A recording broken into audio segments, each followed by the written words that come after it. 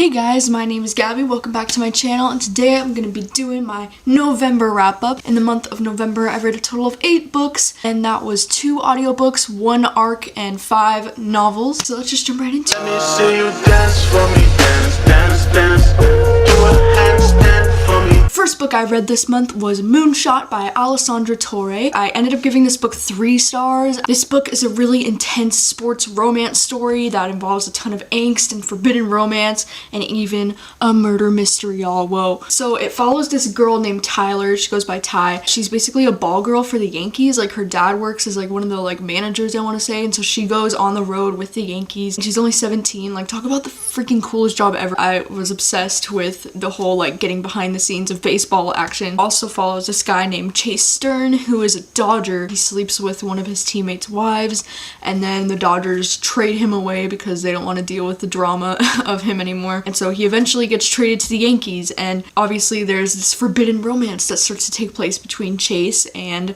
this girl Ty, because she's only 17 and he's like an MLB baseball player, and I don't really remember how old he is, to be honest, but there's a pretty big age gap there, I want to say. I thought it was kind of weird how Ty's perspectives were written in first person, like it was from her point of view, and then Chase's chapters were written in third person. I just thought that was kind of interesting, but it kind of like threw me off because I hate jumping back and forth between first and third person. I just think it's really awkward. Love the beginning of this story. I loved seeing their first couple interactions and seeing them get to know each other. I know Chase is like a total like player, but I thought that they were really cute, and I loved the beginning of this book. It was all just written so well. Around the halfway point through this book, something completely ridiculous happens that I absolutely hate when romance novels do this shit. Like, I hate it. It's such a stupid cliche. And then from that point forward, I didn't really care as much about these characters anymore, and I didn't care about the story, and it turned into this really intense like suspense thriller without any romance, really. The second half of this book was really weird, which is why I ended up giving it only 3 stars, even though I loved the beginning so much. But it sucks, you know, because I really did love the beginning of this book, and it had potential to become like one of my new favorites. The second book I read this month was Carrie the Ocean by Heidi Cullinan, and I ended up giving this book 4 out of 5 stars. This is a beautiful, heartbreaking, like insightful story. It is an LGBT book that follows 2 boys, and it's told from both of their perspectives. One of the boys, Emmett, has autism, which is very interesting. I've never read a book from a character that has autism before, so that was very eye-opening. And it's told from Jeremy, who is clinically depressed and has very bad anxiety, and I think putting these 2 together was very, very interesting and very sad. Jeremy has severe depression. Like, some days he can't get out of bed, you know, and he's just very self-conscious. And then we have Emmett, who is very like socially awkward. You know, he has autism. He doesn't know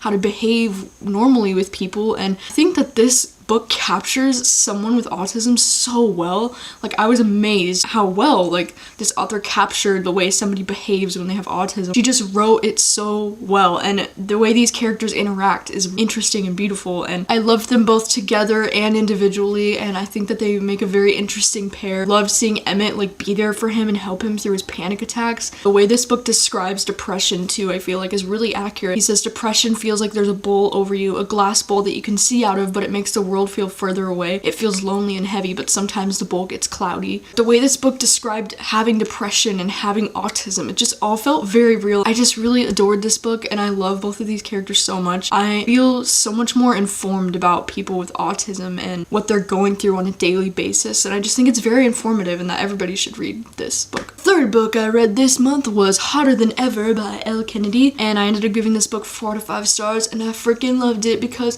Elle Kennedy is my queen. I've read so many books by her now, and I've loved every single one. This book involves a menage relationship though, which means a relationship between 3 people, which I think is very interesting, and I've honestly never read something like this before, so I was curious about the relationship dynamics between 3 people, because what? So this book follows a girl named Claire who's getting married to this guy named Dylan's brother. His brother ends up like leaving her at the freaking altar, so Dylan decides to bring her back to his apartment in San Diego so that she doesn't have to deal with all the like shit from her family after the wedding just got canceled. So brings her back to his apartment where he lives with his roommate Aiden. Dylan and Aiden are more than just roommates, so he brings her into their relationship, and then the 3 of them have a relationship. It's so interesting. Like, it's weird, but it's interesting. I was actually really surprised though at all the plot twists that started going on towards the end regarding Aiden's past. Controversial issue of Claire's parents finding out that she's dating dating too, guys, at the same time. I'll read anything Elle Kennedy writes.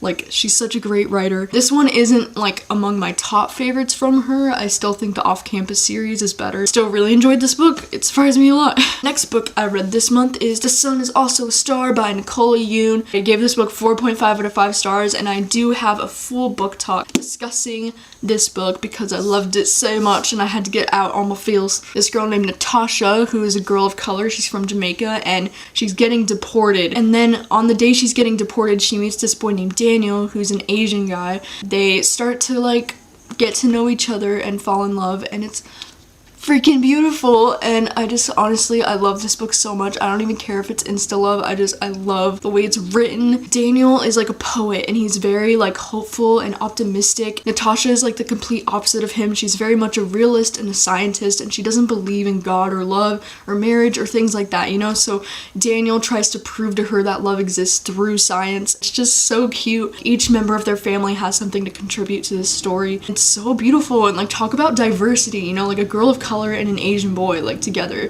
Kind of reminds me of Eleanor and Park by Rainbow Rowell, not just because of the Asian love interest, but also because of the way the chapters are written, like really short and from both of their perspectives back and forth. I can go on and on about it all day, but if you'd like to hear more of my thoughts on this book, then I'll put the link in the description for my book talk. The next book I read this month was Bossy Pants by Tina Fey, and I ended up giving this book 3.5 out of 5 stars. I listened to the audiobook for this and I really enjoyed it. It was really funny. I loved getting to hear Tina narrate the book herself. I thought she really like brought it to life. Didn't like this book as much as I liked Amy Poehler's book because I'm probably a bigger Amy Poehler fan than I am a Tina Fey fan. But I did really enjoy hearing her stories from SNL, hearing about her crazy childhood with her like super Republican dad. I just thought it was really funny. It's one of the better nonfiction books that I've read. So the next book I read this month was After I Do by Taylor Jenkins Reid, and I ended up giving this book 4 out of 5 stars, and I really loved it. Incredibly moving and emotional. This couple, Lauren and Ryan, they're a couple who meets in college and now they've been together for 11 years, but they've been married for 6 years. Basically get to watch as their marriage falls apart. We get to see through flashbacks when they fell in love, and then we see as they're slowly falling out of love. They can't stand each other anymore. And it really reminds me of the movie Blue Valentine, if you've ever seen it, with Ryan Gosling and Michelle Williams. It's one of my favorite movies. It's very similar to that in the sense that you get to see how they fell in love and you get to fall in love with their love, and then you get to see eventually can't stand each other, and it's really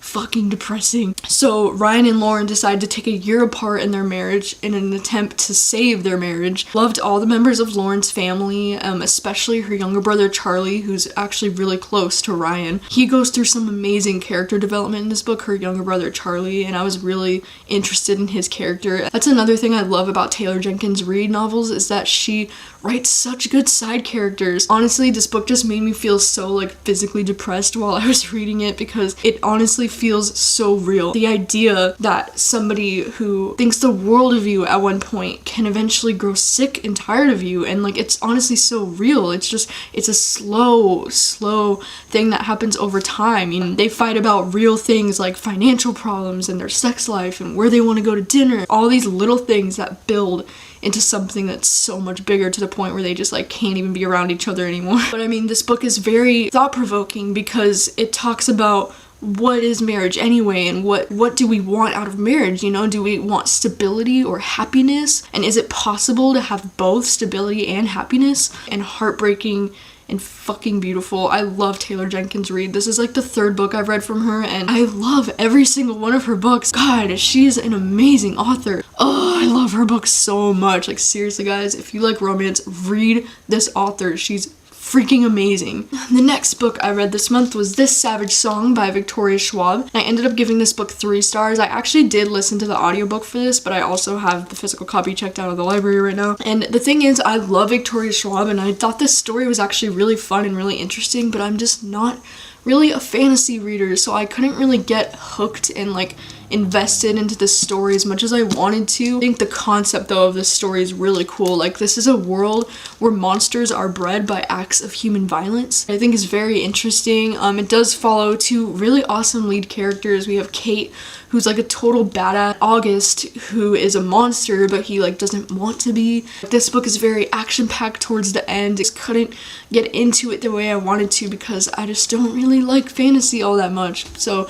this is definitely more of a it's not you, it's me type of situation. And the last book I read this month was At the Edge of the Universe by Sean David Hutchinson, and this is an arc that I received from Simon & Schuster in exchange for participating in a study with Jelly Books. I'm disappointed. I mean, I gave this 3 out of 5 stars, and if you've been watching my videos at all, then you know that We Are the Ants is like, words can't even describe how much I love We Are the Ants, you know? It's one of my favorite books of all time, and those characters mean absolutely everything to me, so it's safe to say I went into this book with high expectations. Unfortunately, my high expectations were just too high. I think follows this boy named Ozzy and his boyfriend Tommy. I mean, he like disappears basically, and Ozzy is the only person who remembers him. And while this is going on, Ozzy thinks that the universe is shrinking and he's like the only one who's aware of it. But if you think about it, it's kind of the same exact book as We Are the Ants, just not as good and with not as likable of characters. Because when you really like break it down, like our main character Ozzy kind of grieving the loss of his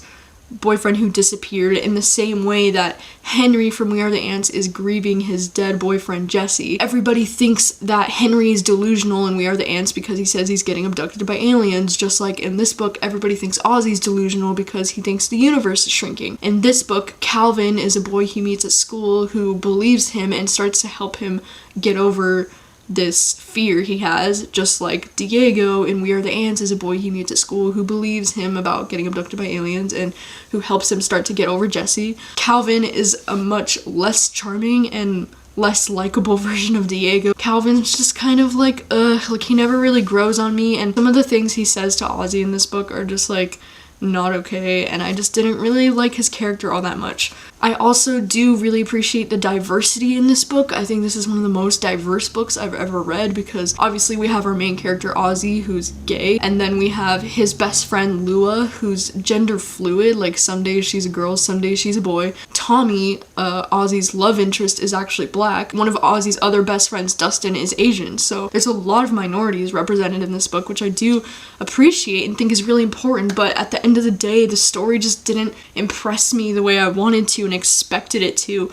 I mean, don't get me wrong, Sean David Hutchinson is a great writer, and this book is written so beautifully, and I expected this book to become my new obsession the way that We Are the Ants is my current obsession. I don't want to like put you off from the book because it is a really good book, and it's very important, I think, and it does have so many diverse types of characters. I was not a fan of the ending of this book at all. I just wasn't as impressed with it as I wanted to be. Those are all of the books I read in the month of November. I really did enjoy almost all of the books I read this month, which is rare for me. I didn't read any complete like shit, you know. Also, I wanted to say thank you to Touchstone Books for sending me Anna Kendrick's new book. I love Anna Kendrick, so I'm going to be reading this next month for sure, and I just really appreciate it. And like photo shoot pictures and stuff, and then like the end papers in this book are just so cute and like I love it, and I can't wait to read it. Thank you guys so much for watching as always. Next month I'm gonna be posting my top favorite books of the year and my most anticipated books of 2017, and it's actually really hard. Like, I didn't realize how many awesome books I've read this year, so yeah, we'll see how that goes. But thank you guys so much for watching. I really appreciate it. I really appreciate it, and I'll see you guys next time. Let me see you dance for me, dance, dance, dance. Do a handstand for me. Howdy, y'all. Did I just say howdy? I love them both individually and separately. Or that's the same thing. Oh my god. Alright. The next book